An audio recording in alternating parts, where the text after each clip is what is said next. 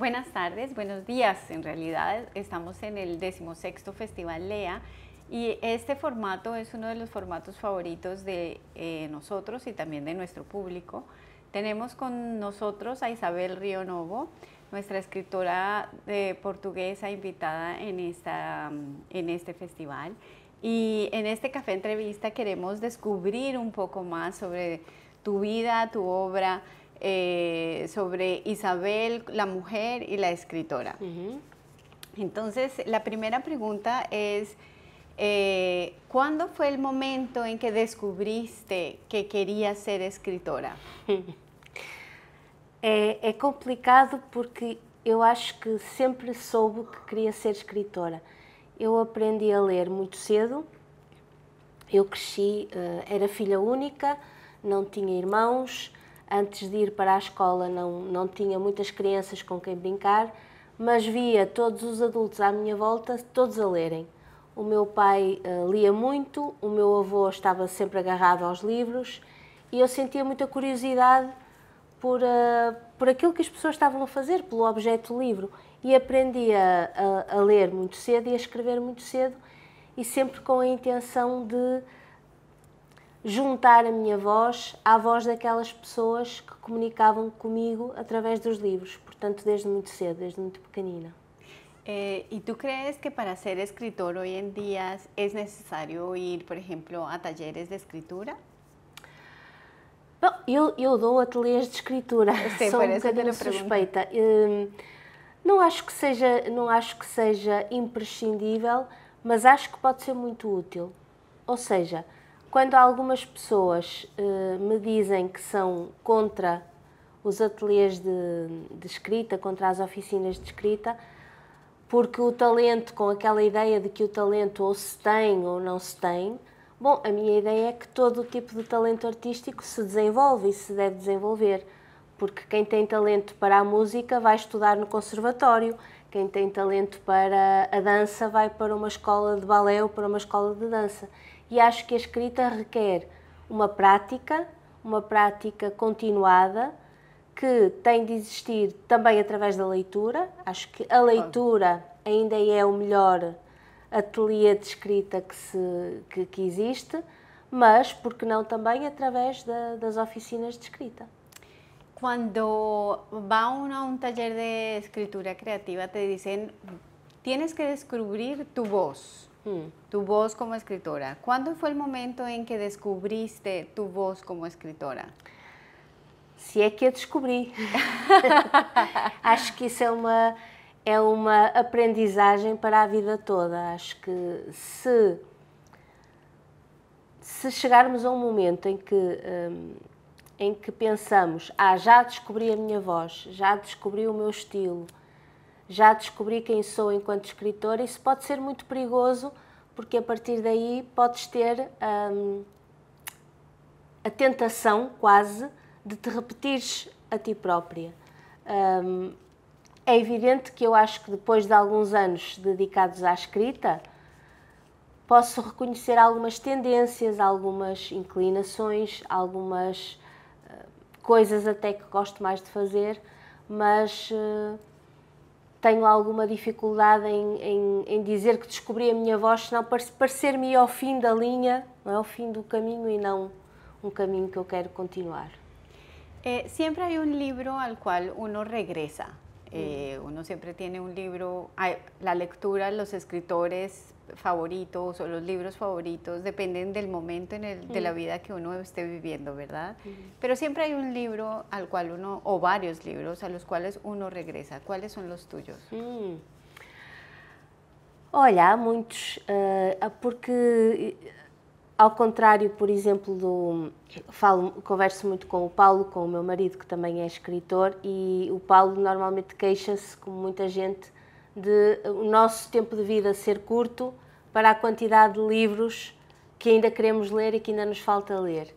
E eu penso muitas vezes nisso, mas eu gosto muito de voltar a livros que já li, e volto em alturas diferentes e sinto coisas diferentes com esses livros. Acontece-me com muitos, mas há um livro em particular ao qual eu regressei em momentos muito diferentes da minha vida e que me fez sentir coisas muito diferentes, que foi o Madame Bovary, do Flaubert. Mira. Lembro-me de ter lido na faculdade, a primeira vez foi numa aula, num curso de literatura francesa. Depois de ter lido, anos mais tarde, já sem obrigações académicas, sem ser porque ia ter um exame sobre o livro, e de ter sentido um impacto diferente, e depois de ter lido, depois de já ter sido mãe, isso ter-me provocado uma leitura completamente diferente.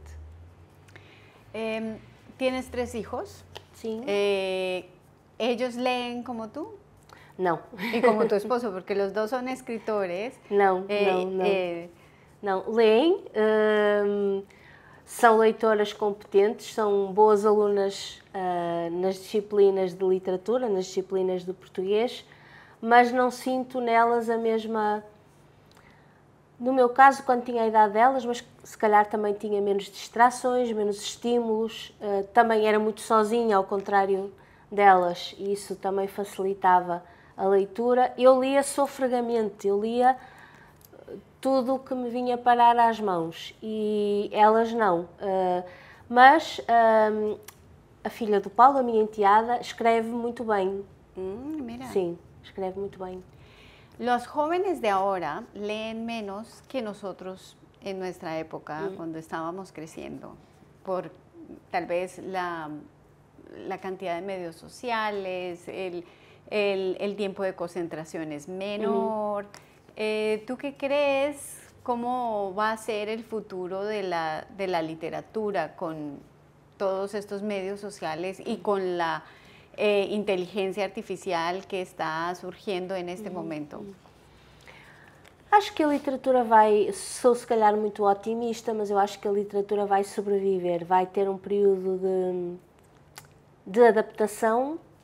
Sempre que há uma nova tecnologia, o que a história nos diz é que a arte arranja sempre uma forma de não só não desaparecer por causa dessa tecnologia, mas pelo contrário, servir-se dessa tecnologia para fazer arte. Por exemplo, quando surgiu a fotografia, quando a fotografia se generalizou no século XIX, os pintores tinham muito medo de ficar sem trabalho e toda a gente dizia que a pintura ia desaparecer por causa da fotografia. E na verdade o que nós vimos foi a própria pintura apropriar-se das técnicas fotográficas para a sua arte, e vimos a fotografia tornar-se numa arte.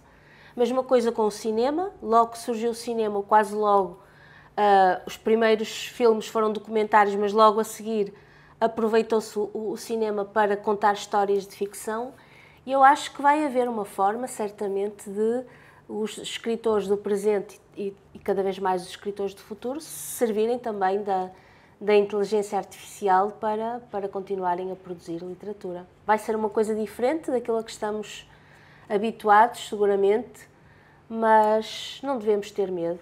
¿Pero va a ser como una herramienta o va a acabar con el escritor? Eu espero que não. Porque bueno, ese es el tema ahora, ¿no? Que todos, y es algo que no sabemos cómo va a funcionar. Sí. ¿Cómo es el lector português? Olha, o leitor português é em número reduzido, algo que preocupa muito, preocupa todos os setores, preocupa os professores, preocupa os autores, evidentemente, preocupa os editores, mas é algo que algumas pessoas me dizem que pode ter tendência para melhorar. Nomeadamente, há uma nova, uma novíssima geração de leitores que, através de novos canais e novas redes sociais como o TikTok, fomentam a leitura de livros. Agora, em Portugal especificamente, há uma situação, não sei se preocupante, mas pelo menos digna de análise, que é o facto dos nossos jovens estarem a ler cada vez menos em português e estarem a ler cada vez mais em inglês. Talvez por influência das redes sociais, do inglês como língua comum como língua globalizada. O nosso perfil de leitor, o leitor que lê mais romances, que lê mais literatura tradicional, no sentido tradicional do termo, é normalmente um leitor já mais velho, de uma faixa etária mais madura, com mais tempo para a leitura, e não tanto esse leitor das novas gerações. Ayer estábamos hablando sobre la difusión de los libros en lengua hispana. Por ejemplo, algunos escritores piensan que si son argentinos o colombianos o mexicanos, si no son publicados en España, no llegan a todo el mundo, porque tenían que ser publicados en España para después ser difundidos en toda América Latina o en los países de lengua hispana. Para eso también los ha cambiado con la presencia de nuevos festivales donde todos estos escritores se encuentran en diferentes puntos de América Latina y de España. ¿Cómo es en el mundo lusófono? Porque tenemos Brasil, que es un gran país, que también piensan, o sea, que hay que también traducir del portugués del Brasil para el portugués de los portugueses y viceversa, como un mexicano para un español o un español para un mexicano, aunque es el mismo idioma. Sim. ¿Cómo es este proceso entre los países lusófonos? Eu creio que é semelhante. O grande problema, eu acho que neste caso o problema, no caso lusófono, é muito para os autores portugueses conseguirem penetrar no Brasil.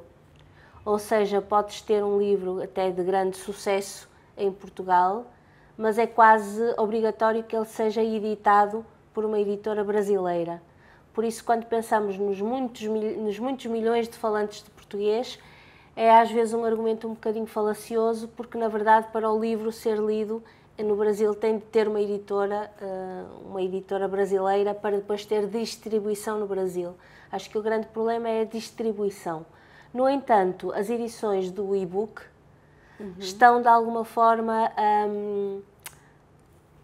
a colmatar ou a resolver alguma dessas dificuldades, porque o e-book esse transita facilmente em qualquer lugar, uma vez que é em formato digital. Este festival LEA cumplimos 16 años y uno de nuestros Parabéns. objetivos, gracias, nuestro objetivo es crear puentes literarios, más puentes literarios, que las voces de los griegos sean más escuchados en los países iberoamericanos, porque estoy segurísima que en Portugal solamente escuchan las voces de los clásicos, también tal vez de Seferis, Elitis, Kazantzakis, los recientes más conocidos escritores en Iberoamérica son Petros Márkaris o Kalifatidis. ¿Conocen la poesía o la prosa griega contemporânea em Portugal? Falo por mim, infelizmente não, ainda não, mas é uma pecha que tenho que colmatar agora. Mas eu diria que, de um modo geral, a ideia que em Portugal fazemos da literatura grega ainda tem muito a ver com a ideia dos clássicos. A literatura grega quase como um tesouro universal da humanidade, que está na gênese de grande parte da nossa, ou de boa parte da nossa matriz cultural, mas não tanto a literatura contemporânea, não. É um problema nosso, de facto, que não será só de Portugal, acredito. Bueno, entonces es una oportunidad que nos ayudes. Sem dúvida. Vamos a un trabajo que acabas de terminar, Sí. que es la biografía de Camões. Sí. ¿Cómo dices? Luís de Camões. Luís de Camões. Cuéntanos un poco cómo fue la decisión de voy a hacer la biografía de Camões y cómo fue el proceso de 5 años para crear este livro. Acho que ninguém no seu perfeito juízo acorda a pensar vou escrever a biografia de Camões. Não foi assim. Eu tinha acabado de escrever a biografia de uma escritora portuguesa contemporânea, Agostina Bessa Luís. tinha sido um processo muito exigente, muito desgastante, e eu tinha pensado que tão cedo não voltaria a escrever uma biografia. Mas o meu editor lançou esta coleção de biografias de personalidades históricas e convidou-me, disse que queria que eu entrasse na coleção. E eu fui tentando dizer-lhe que não, até que ele me lançou a proposta de biografar Camões. Eu fiquei absolutamente chocada, porque a ideia que existia, ou que ainda se ouve, é que é impossível biografar Camões. De maneira que eu disse-lhe que não, mas ele disse, não, vai para casa e pensa, fala com o Paulo e vais ver que vais mudar de ideias. E eu falei com o Paulo, muito convencida de que ele seria o primeiro a dizer, não te metas nisso, isso é muito complicado. Pelo contrário, ele disse, não, acho que faz todo sentido. Y yo pensé, oye, vamos a tentar, vamos a experimentar. Pero es un libro grandísimo, sí. Es maravilloso. Espero que en Grecia lo podamos tener en griego también. Espero que sim, seria uma espécie de regresso a casa, uma vez que Luís de Camões era, eu ia dizer um grande admirador, não, ele era um profundo conhecedor dos autores clássicos, nomeadamente dos poetas gregos. Os clássicos estavam na sua memória e ele citava-os com uma facilidade, como se estivessem sempre no bico da pena. De todo el proceso, ¿cuál fue el momento más difícil de encontrar? ¿Cuál fue de la vida de Camões? Quase todos, porque os documentos são escassos, é difícil encontrar fontes, pelo menos tantas quantas eu gostaria. O mais difícil deve ter sido estabelecer a cronologia dos 17 anos que Camões passou no Oriente, na Índia, na então Índia portuguesa, entre a Índia, entre o extremo Oriente português. Ele esteve em vários territórios, em Goa, em Ternate, em Macau, e essa cronologia não está fundamentada em documentação. E deduzir uma cronologia para esses 17 anos deve ter sido o momento mais difícil. Mais difícil. Sim. Terminaste o livro, como te sientes? Sinto-me aliviada e sinto-me agora naquela fase que os escritores conhecem bem de... Agora é quase como se eu quisesse o retorno deste trabalho, e o retorno há de vir sob a forma das leituras que as pessoas fizerem, do que elas me quiserem dizer, das suas impressões de leitura, das suas... enfim, o que elas quiserem dizer. Ayer presentaste tu libro recientemente traducido al griego. Voy a dar el título en griego porque en español no me lo sé. Parisiánicos, dromos, mia progerimera. ¿Te gustó el título en griego? Sí, sí. ¿En portugués? Rua de Paris em dia de chuva. Ok. ¿Cómo fue en qué te inspiraste para este libro? Este livro, que é uma espécie de... não é bem um romance biográfico sobre um pintor impressionista francês, mas é um pouco a história da relação que se estabelece entre uma autora contemporânea e um pintor impressionista francês, que existiu mesmo, Gustave Caillebotte, nasceu do facto de que eu estava a preparar aulas de História da Arte.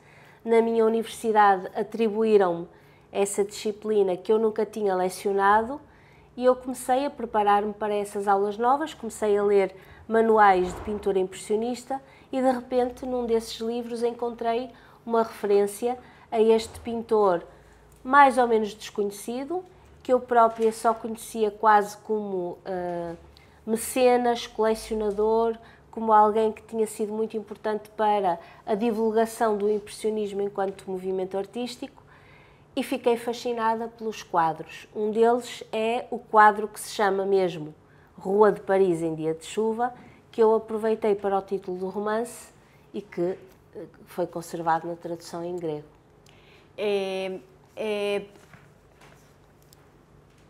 Tú das clases de historia del arte. Também, sim. También. Y eres escritora. Combinar tus dos pasiones, ¿fue fácil? ¿Cómo fue el proceso para combinarlas?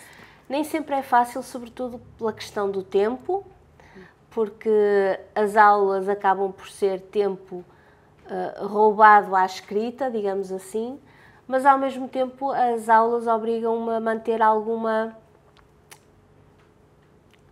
dose de realidade, que também faz falta ao escritor, porque senão nós escritores somos pessoas que, porque mergulhamos num universo de escrita, porque mergulhamos num universo ficcional, podemos ter tendência para perder o pé da realidade.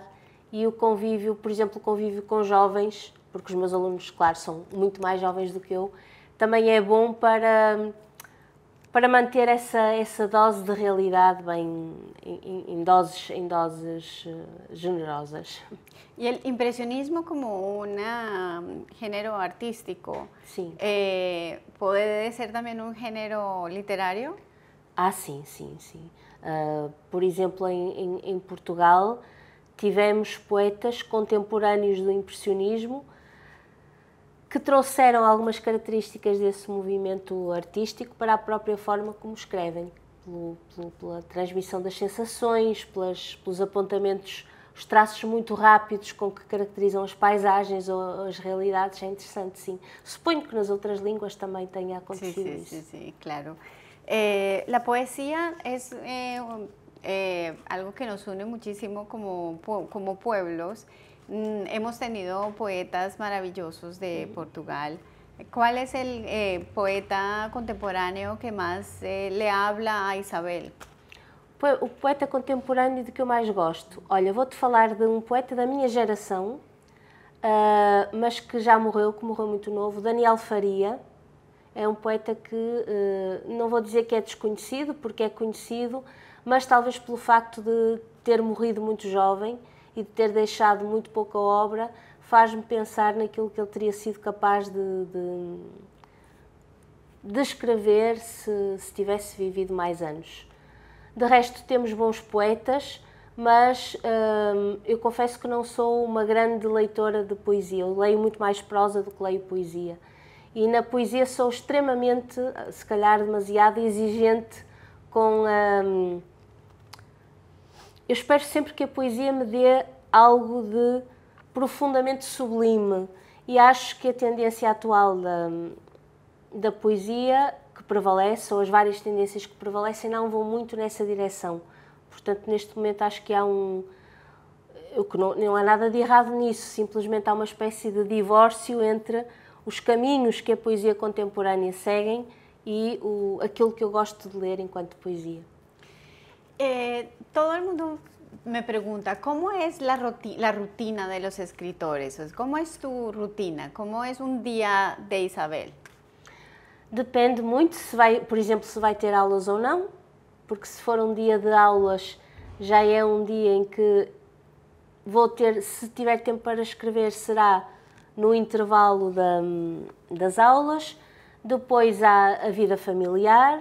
O Paulo também é escritor, portanto temos os dois que tentar encontrar tempo, por um lado, para a nossa escrita, temos que tentar encontrar tempo para as nossas filhas, temos que tentar encontrar tempo para os outros trabalhos, que são aqueles que são verdadeiramente a nossa forma de sustento, e portanto não é ainda aquele dia ideal que seria ter um dia inteiro dedicado à escrita, em que pudesse levantar-me de manhã, escrever toda a manhã. Bom, claro que sim, nos dias livres, às vezes sacrificando fins de semana, sacrificando dias de férias, e muitos foram sacrificados para a escrita da biografia de Camões, mas eu consigo normalmente escrever quando tenho algum tempo. Basta-me ter uma hora no meio de... Se eu estiver disponível, consigo escrever. Hay escritores que llevan con ellos libretas e escrevem ideias. ¿Haces tú lo mismo? Já me aconteceu, agora até com o telemóvel. Pegar no bloco de notas e, sí, en el e móvil, apontar, sim. Okay. ¿En qué estás trabajando ahora? Bom, agora terminei a biografia de Camões, já estava com um romance na cabeça já há algum tempo e com só algumas partes principiadas e espero agora, muito em breve, poder começar a escrevê-lo. Porque ele já está aqui dentro a lutar para sair. Ya está haciendo su magia sí. allí. ¿Quién es la primera persona que lee tu libro? O Paulo, sempre. ¿Y tú eres la primera que lee de Pablo? Sim. Espero que en la próxima edición del Festival Lea podamos traer a Pablo. Sim. Isso seria muito bom para ele e para vocês também. Bueno, ¿quieres decirle algo a nuestro público? Olha, quero dizer que estou muito grata por ter sido convidada para esta edição do Festival Lea, que estou muito feliz. Para mim, a vinda à Grécia também é uma espécie de vinda à casa, porque Camões tinha razão, o nosso outro grande poeta maior, que é Fernando Pessoa, tinha razão. O Fernando Pessoa tem um poema muito conhecido que se chama Europa, em que ele faz uma espécie de comparação entre o mapa da Europa, comparando o mapa da Europa a uma espécie de mulher que está reclinada, e diz que a parte que cabe à Grécia é numa estrofe que diz, eu vou dizê-la em português, depois vocês se quiserem traduzem, o poema começa: a Europa jaz posta nos cotovelos, de ocidente a oriente jaz fitando, e toldam-lhe românticos cabelos, olhos gregos lembrando. Ou seja, para Fernando Pessoa, a Grécia era os olhos da Europa. Por isso estou muito feliz por estar aqui, espero poder regressar um dia e muito obrigada. Muchísimas gracias, Isabel. Me encanta esta entrevista. Quiero darle las gracias a la Embajada de Portugal, al Instituto Camões y a las ediciones Baxicon por poder tenerte aquí en el 16º Festival Lea. Muchas gracias.